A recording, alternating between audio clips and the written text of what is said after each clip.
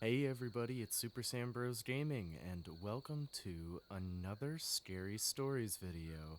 Today, I'm not going to be reading true scary stories, but instead I went to a subreddit called Scary Short Stories.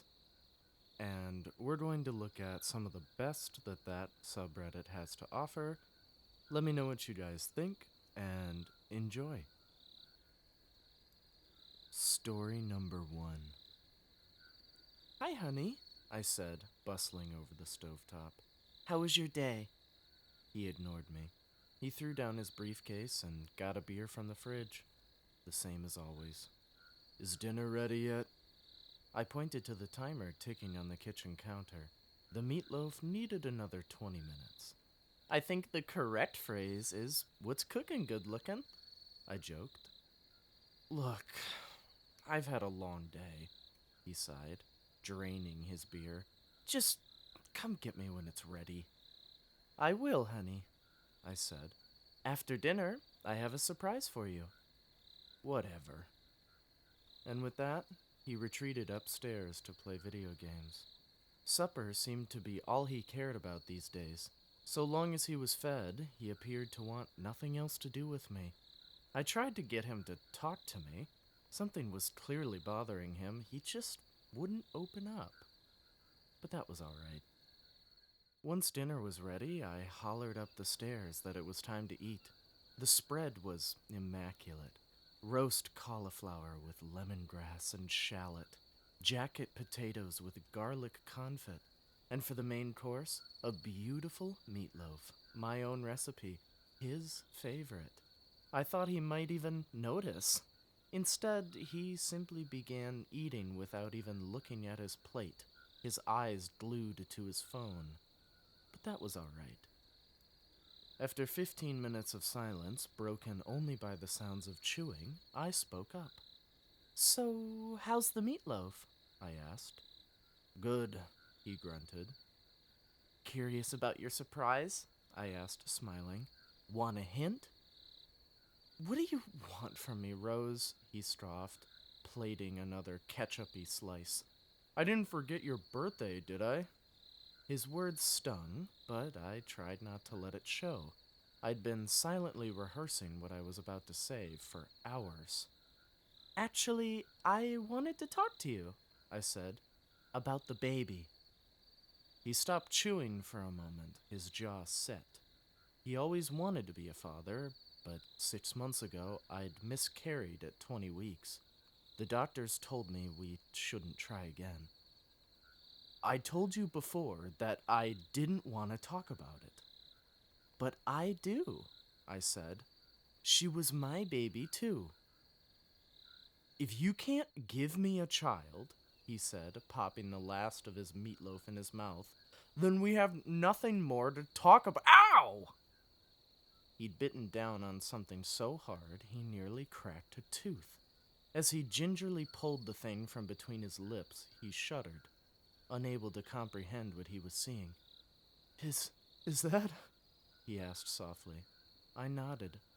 There's leftovers in the freezer if you're still hungry. A belly button ring, the kind his mistress wore. He clutched his mouth in horror, staring at me with more passion than he had in months. Is this it? You crazy bitch! He cried. Is this the surprise? Of course not, I replied, pleased that I finally had his attention. She was pregnant. I really liked this story when I first read it. I like how nonchalant the main character is, and how she's completely satisfied with the revenge that she's taken on her husband. And the reveal that not only is the meatloaf his mistress, chopped up, baked, and put into a dinner, but she was also pregnant because he was upset with his wife for miscarrying. I love how many layers this story gives you in just a short amount of time. Story number 2. Mommy, I don't feel good. I rushed to Sammy. He was burning up. His breathing became shallow. Then he collapsed in my arms. Panicking, I raced to my purse for the EpiPen I carried everywhere. It wasn't there. I upended my purse, frantically tossing everything aside, but I couldn't find it. As Sammy tried to breathe, I screamed at Robert's mother to call 911. 911? Hello. My grandson is apparently having trouble breathing. Personally, I think his mother is exaggerating, but she insists you send someone. I didn't have time to focus on her words then, but that night, sitting in my son's hospital room, I remembered what she'd said.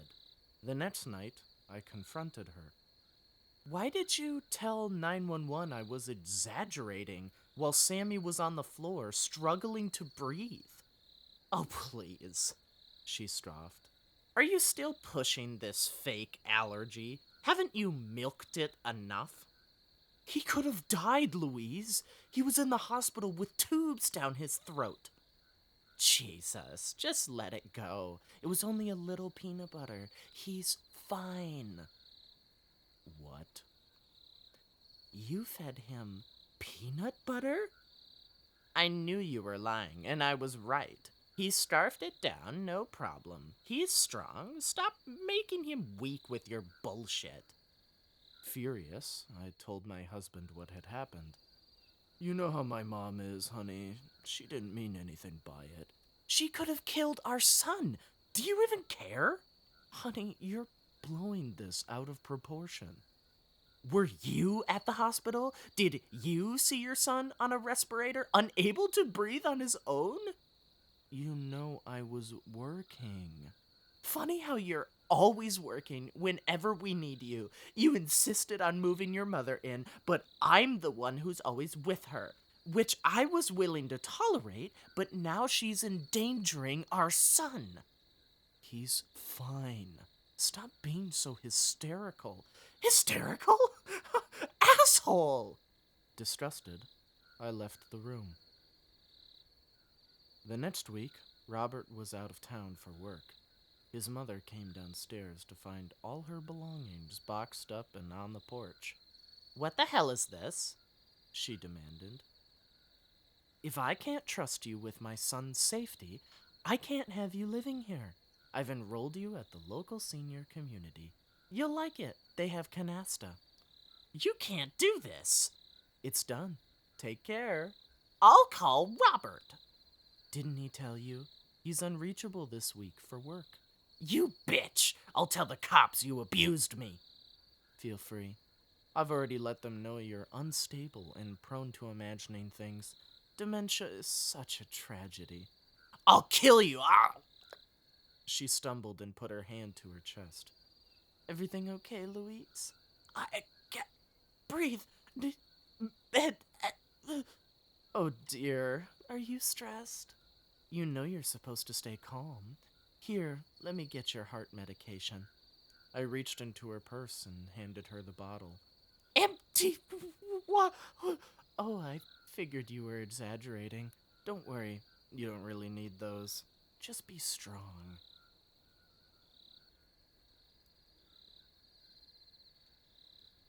This one is incredibly simple, but seeing the mother-in-law who doesn't believe in allergies and that sort of thing, I feel like we've all heard hundreds of stories of this similar scenario happening, of someone not taking an allergy seriously and then someone ends up in the hospital.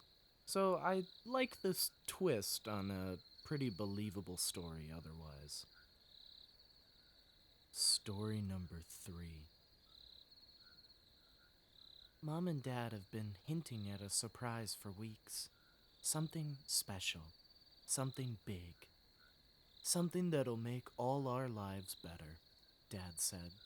I hoped for a family vacation, or maybe a swimming pool. Instead, I got a brother. His name was Ian, only 8 months old. Dark hair, little eyes, even darker. They'd adopted him through the same agency they'd used to adopt me. I hated him. We used to share a bedroom. Soon, half of my stuff was boxed up in the attic to make room for a crib. He wasn't much fun either. He screamed whenever I touched him, but no matter how much he wailed and fussed, Mom and Dad were wrapped around his chubby little finger. A new baby is a big adjustment, Mom said when I complained. So we all have to be patient and work together. I tried. I really did. But they didn't see what I saw. I began noticing things within a few months of Ian living with us. Strange things, like how Ian's cry never seemed to reach his eyes. I can't recall a single tear ever wetting his cheeks, almost as if it was all for show. And he was strong. Strong enough to pull out a handful of my hair when I tried to give him a bath, howling all the while. I tried telling Mom and Dad that he was weird, but they chalked it up to jealousy. Their lives now revolved around Ian, with little time left for me. I finally discovered why late one night. I awoke at about 3 a.m. I glanced at Ian's crib, only to find it empty. I almost cried out for my parents, but the sound of their bedroom door creaking open stopped me. I poked my head around the corner where I saw it. Ian, his head split open like a blooming flower.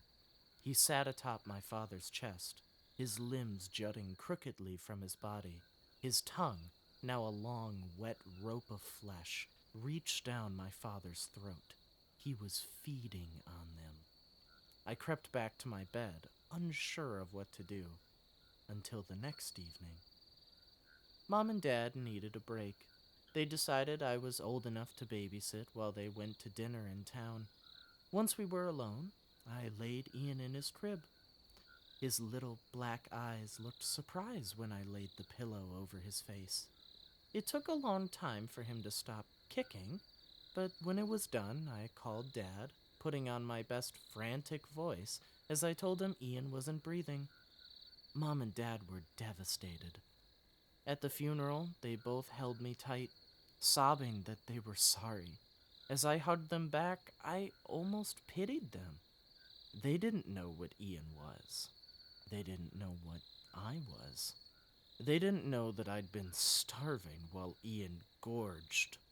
And they didn't know that I don't like to share. Wow, I really liked this one the first time I read it. The fact that they both come from the same adoption agency, and they're both some horrible creature that feeds off of the life force of these poor parents. And not only is this playing off of the typical older sibling jealous over a new baby, but it's straight up making it a monster story of this little brother isn't just feeding off the new parents, taking all their time. He's literally feeding off of them. Thank you guys so much for coming with me on this journey of these three short, scary stories. Please let me know in the comments what you think about each one. Which one was your favorite? Do you want to hear more from these authors? Or if you want to maybe theorize about anything about it? If you want to look more into the posts, I have put them all in the description of this video to link and give credit to the original authors. Please let me know if you want to see more of this, if you have any other ideas. And as always, I hope you have a great rest of your day.